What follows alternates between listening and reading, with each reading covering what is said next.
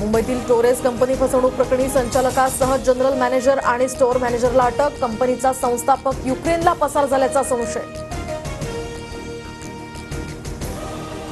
तर कोट्यवधींचा घोटाळा करणाऱ्या टोरेस कंपनीचं प्रकरण आता आर्थिक गुन्हे शाखेकडे.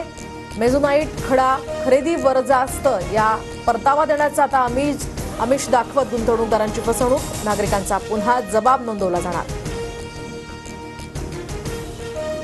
विधानसभेला पराभूत झालेल्या आणखी 12 उमेदवारांच्या हायकोर्टात याचिका. वसंत पुरके, रमेश बंग आणि सलील देशमुख यासह जयश्री शेळके अशा 12 जणांच्या याचिका. महाविकास आघाडीच्या 20 पेक्षा जास्त पराभूत उमेदवारांच्या हायकोर्टात याचिका.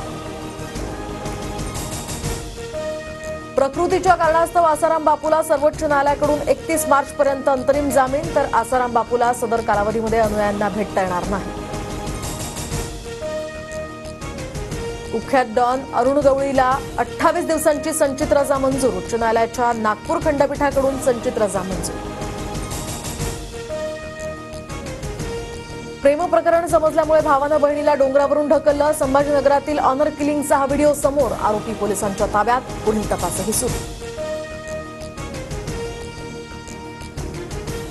नागपुरात सप्टेंबरमध्येच 3 जणांना एचएमपीव्हीची लागण. उपचारानंतर 3ही जणांना रुग्णालयातून डिस्चार्ज. एचएमपीव्हीमुळे आता घाबरण्याचं कारण नसल्याचं जिल्हाधिकाऱ्यांचं आवाहन.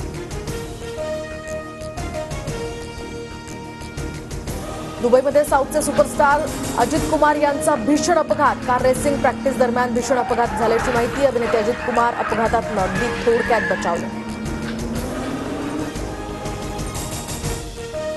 फेसबुक आणि इंस्टाग्राममध्ये आता मोठा बदल. Third party fact checking program बंद. त्याऐवजी कम्युनिटी नोट्स नावाचा नवीन प्रोग्राम सुरू होणार. युजर स्वतः आपल्या प्रतिक्रिया नोंदवू शकणार.